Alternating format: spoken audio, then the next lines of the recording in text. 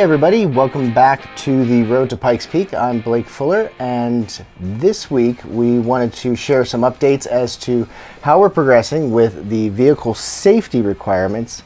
Also take a little step back in time to VAR, where we had an opportunity to put some other racing drivers in the car and watch their impression.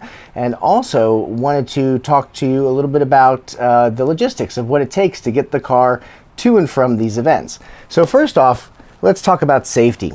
So some of the requirements for any class at Pikes Peak include the following items: a fire extinguisher, a racing seat, a roll cage, proper safety harnesses, as well as the removal of airbags, interior, or any other flammable items that could be a problem for the driver. So what have we attacked so far? When we were at the out-of-spec motoring track, we had an opportunity to go ahead and install a brand new Sparco seat, which thank you very much, Sparco, for your support. And I can show you some of the features. Hey everybody.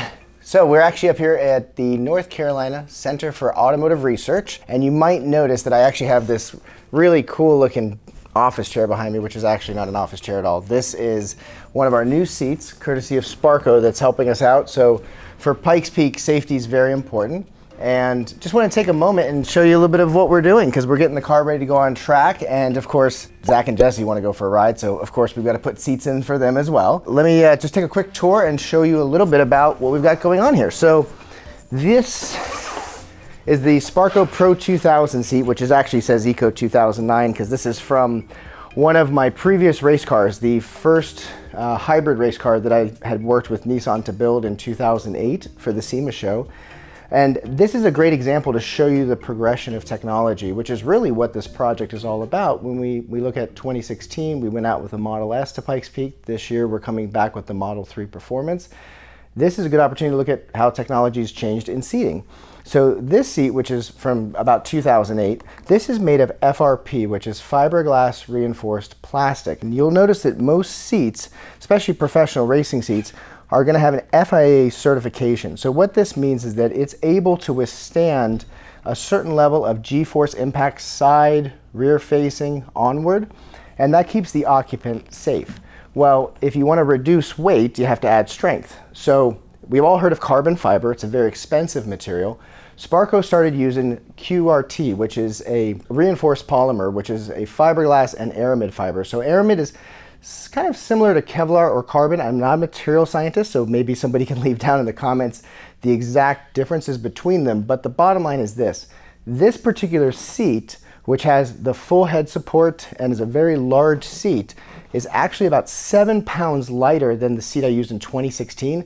And while this is larger and safer, it's about 3 pounds lighter than a seat that I used back in 2008. So we've got lots of goodies we're going to get installed here. We've got some planted seat brackets, which are actually made for the Model 3 Performance, so we don't have to do any custom fitting.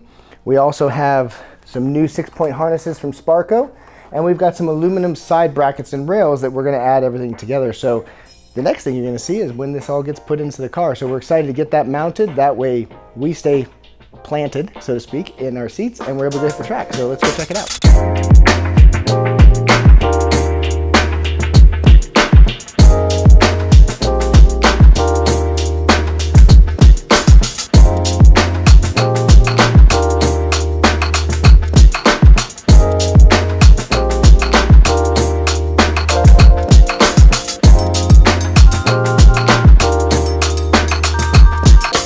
So besides the racing seat, which is very important for holding the driver in place, as well as being able to protect against any other types of impact. So for example, the safety of the seat is also very important if you were to back into a wall or happen to fall down the side of a cliff. That's not going to happen.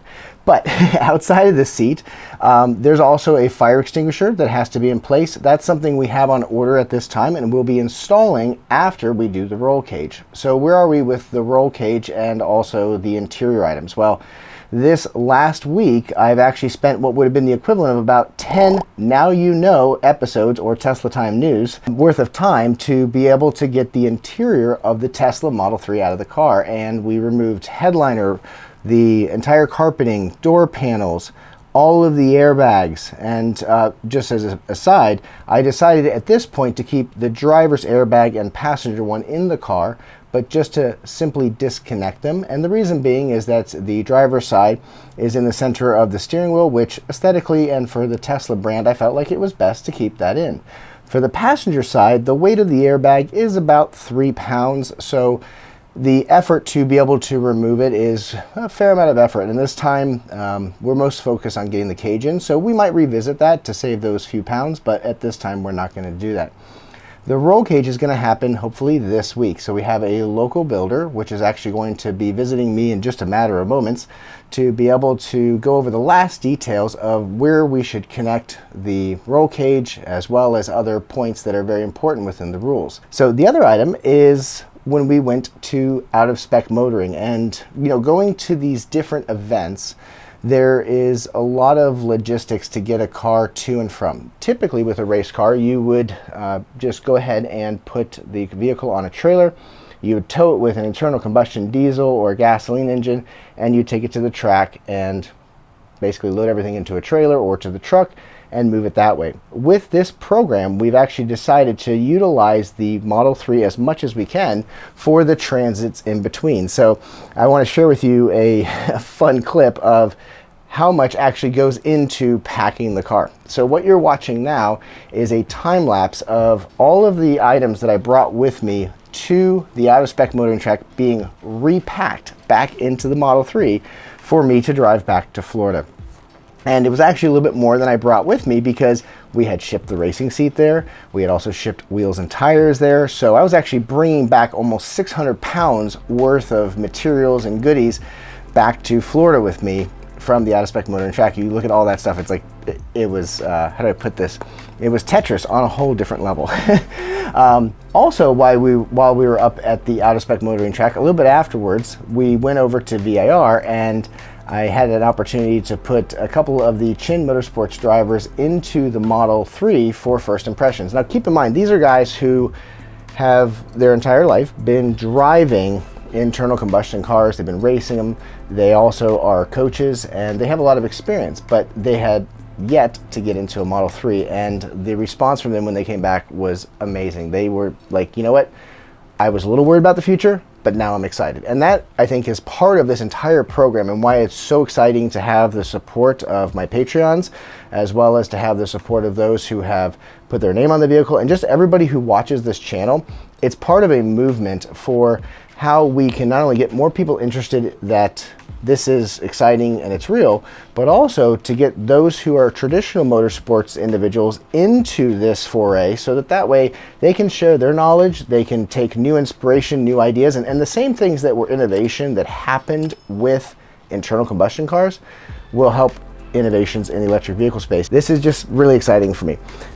When we talk about putting people into a Model 3 race car for the first time, or even putting Model 3 owners on the track, one of the areas that I am excited to share with you for next week, which make sure you subscribe, is Shane is going to bring his Model 3 Performance, the 2020 model, out to Sebring, where I had an opportunity to help be his coach for the day, to guide him around, as well as to give him some hot laps inside of the Model 3 race car.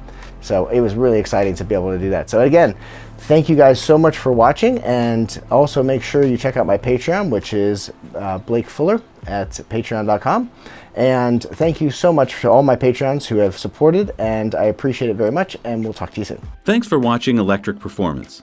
Please subscribe, share, and hit the like button.